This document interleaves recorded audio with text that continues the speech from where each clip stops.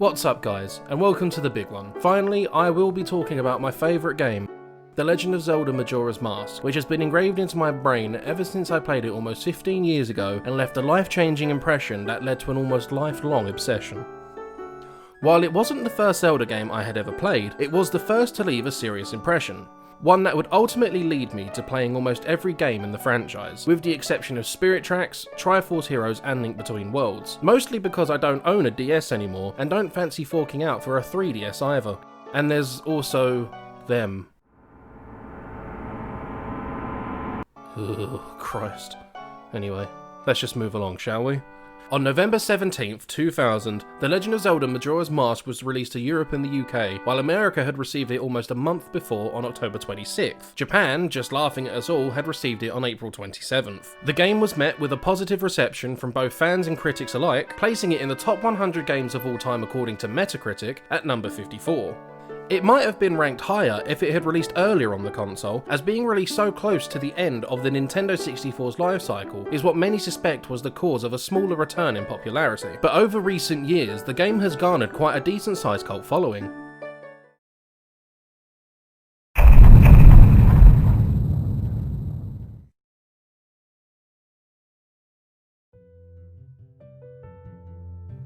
Now, I had never played this on a Nintendo 64, instead I had played it on a GameCube in the Legend of Zelda Collector's Edition.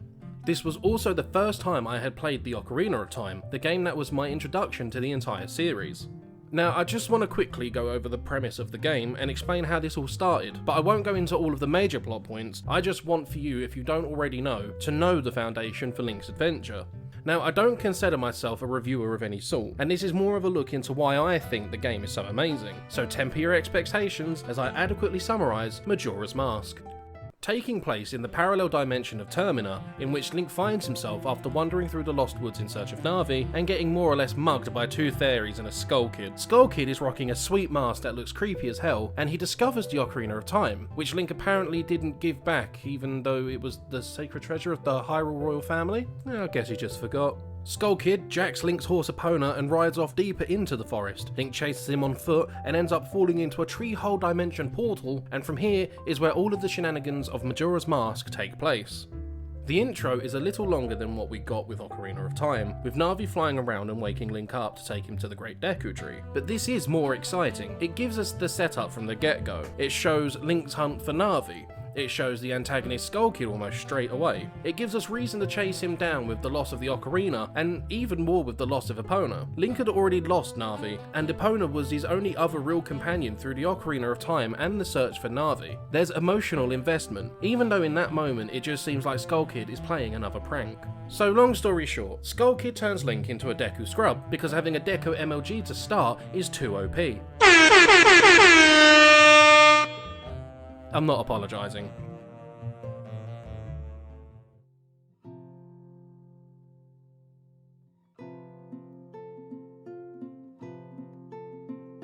Deku Scrub Link ends up befriending one of the fairies that beat him up earlier, Tattle, who Skull Kid abandons and runs off with her brother Tail. I'll give you a second to let that joke sink in. Link escapes the cavern and stumbles across the Happy Mask salesman, who says he will turn Link back if he retrieves the Ocarina and the mask Skull Kid was wearing. He has to do it within 3 days or the moon will fall from the sky and destroy all of Termina. Link emerges into Clocktown to be greeted by this fever-induced nightmare and goes about tracking down Skull Kid, who is chilling on top of the clock tower. After Link blows enough bubbles at Skull Kid, he manages to retrieve the Ocarina of Time and play the Song of Time to go back to the dawn of the first day. Link meets the salesman again and learns the Song of Healing to return to a Hylian. When Link reveals that he doesn't have the mask, the salesman freaks out a little bit and after a minor act of child abuse, tasks Link with retrieving the mask by any means and returning it to him, properly kicking off the events of Majora's Mask into gear. Overall as a setup, I think this is really good. We're given a small taste of what you and the world of Termina are in for in a short section of gameplay we get before the first encounter in the clock tower. We get to meet some characters planting seeds for future side quests, and we're introduced to the greater goal. Link has to travel to the 4 regions of Termina and collect the 4 masks of the temple bosses and play a song called Oath to Order to awaken 4 giants who will stop the Skull Kid's plans by catching the moon? Sure, it's a lot more simple than the Ocarina of Time's 3 pendants and 6 temple structure, where here we really only have the 4 main dungeons in the temples, but what we lack in dungeon quantity is made up for with the amount of side quests and NPC plotlines, which to me is where the game shines. Majora's Mask has an entire mechanic dedicated to how each NPC has their own schedule. They will be in a certain place at a certain time to do a certain thing, and this really brings the world to life. NPCs are now no longer static actors in the background who spew the same dialogue over and over. They have a purpose, which ultimately affects Link and his journey. Multiple NPC schedules cross over, some plotlines span over the course of the 3 days, some rely on specific items from another NPC's plot, or even require having a certain mask, which leads to the central gimmick of this game, masks. There are 24 masks to collect in total, each with a different ability or effect, from being able to stay up all night, running super quick, getting into a bar at night time, and smelling some dude's boxes, obviously. There are also 3 transformation masks Link can obtain. One is the Deku mask he gets after returning back to Hylian, a Goron mask from finding Darmani's spirit and healing it with the Song of Healing, and the same for Mikau, giving him the Zora mask. While technically there are 4, the Fierce Deity mask is only obtained once you've given all of the Moon Children, don't question it, your entire collection of masks, and can only be used in boss rooms. Now, this game isn't what you'd expect from a Zelda game. It's sad and melancholy and even at times downright depressing. Many people give Twilight Princess the title of the first dark Zelda game or the darkest Zelda game, but they often overlook this one. Dealing with topics like death and loss of loved ones with Darmani and his son, child kidnapping and PTSD by way of pirates taking Lulu's eggs, and her being so traumatized she loses her voice and will to perform. Even the mood of the land changes as it gets closer to 0 hour with the moon plummeting, especially on the final day, when everyone who remains in Clock Town has either accepted the fact they're going to die, or cowering in fear believing running is futile. Many of the game's NPCs talk about their regrets, or hide dark secrets. One of the best quest lines is the Cafe and Anju side quest, where they're meant to be married soon, but Cafe has disappeared seemingly overnight, leaving Anju worried about his safety and their relationship, and depending on your actions, you can either reunite them, or they never see each other again. Another great one is the Romani and Cremia plotline. It has a whole section where you have to fight off aliens to save cows? And failing gets Romani abducted and left almost comatose? What is this game?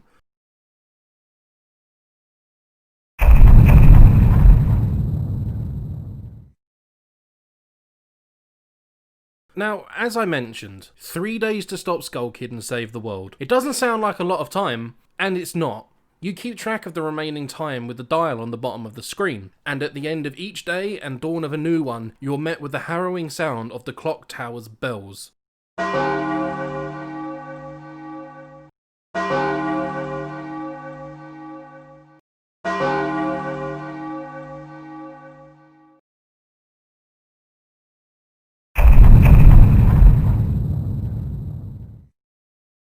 I put it up there with one of the most anxiety and panic-inducing sounds, next to the Sonic drowning music. Usually, you have enough time to take a few steps towards locating or entering through the next temple, getting through the temple itself, or working through some of the NPC schedules and plotlines. But, through the Ocarina and a flashback from Zelda, we learn that by playing the Song of Time, you can travel back to the dawn of day one, while only keeping key items. Bombs, rupees, arrows are all taken from you. Also, from exploring, you can also learn to slow down time or even speed it up, and by taking advantage of this and getting everything in order to save the land, you can fully experience everything this game has to offer. Now, we all know the saying, with great power comes great responsibility. So let's use time travel to cheat the town's lottery system and get filthy rich.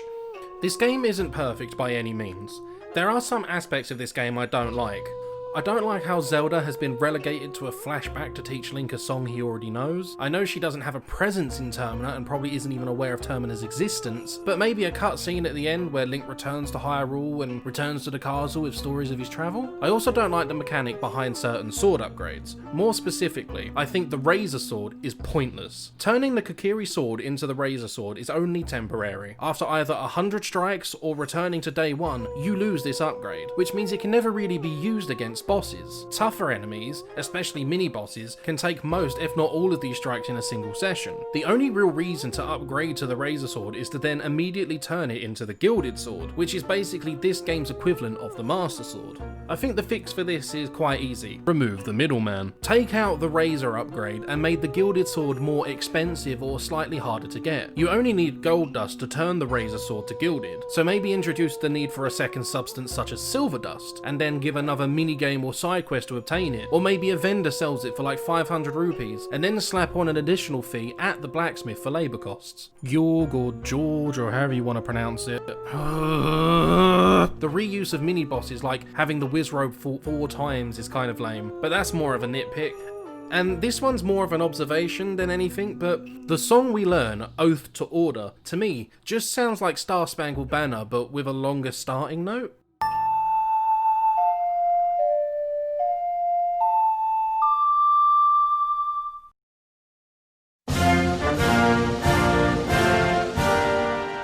And let's face it, after I've said that, you're never gonna hear this song the same way again.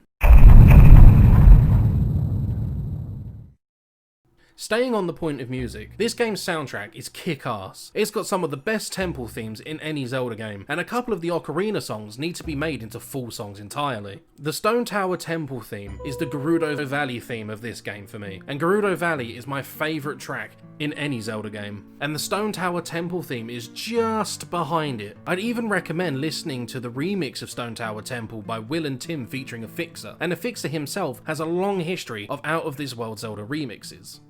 The temple themes all feel very appropriate and help to seal the immersion. Woodfall Temple theme is very tribal and focuses on wind instruments and percussion and tribal chanting. Snowhead Mountain is ominous and sounds glacial, using drones and chimes and sporadic piano spikes, and a cavernous ambient track. The Great Bay Temple sounds very mechanical and industrial, using what sounds like steel drums and pipes clashing for percussion, accented with a really weird clicking sound, all accompanied with the occasional really sinister sounding synth loop. And Stone Temple, it uses hollow sounding percussion as well as a low chant to remind you that this place was used for dark rituals, while the singular wind and string instruments stand out from the chanting, which for me gives a feeling of isolation and insignificance in the greater scheme of things.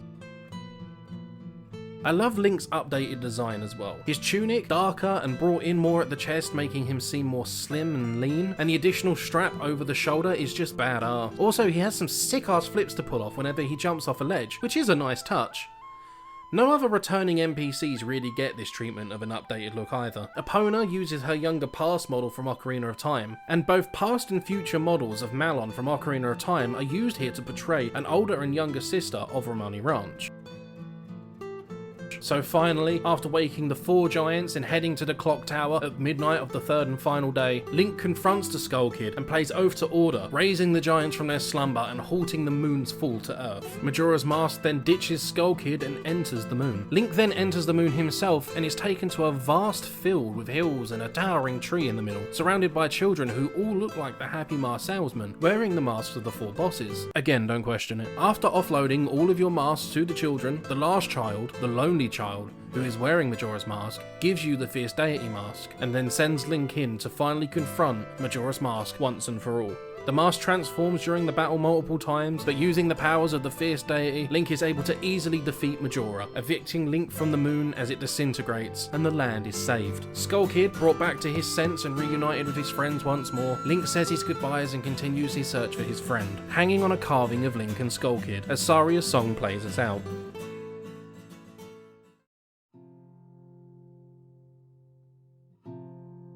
This game to me came at a time where I was becoming a teenager and struggling with all those hormone-induced emotions, and so it connected with me on a deeper level a little bit.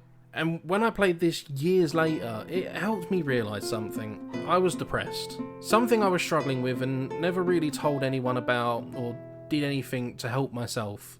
The themes of this game with loss and death and struggle, it really hit me hard. But the fact that at the end of this game, there was always hope, and someone always triumphed over their struggles. I was told most of my life that I wasn't depressed and it was just hormones and mood swings while I was a teenager, or in my adult years that I had nothing to be depressed about. I was just in a rut and needed to get over it. After finishing the game and realising this, I decided I had enough. I sought out professional help, I went to therapy, I took medication, and even though I still have my struggles with depression, and what was later on diagnosed as bipolar disorder 2, this game helped me realise that there's always a light at the end of the tunnel, and with the right people around me, I'd be fine.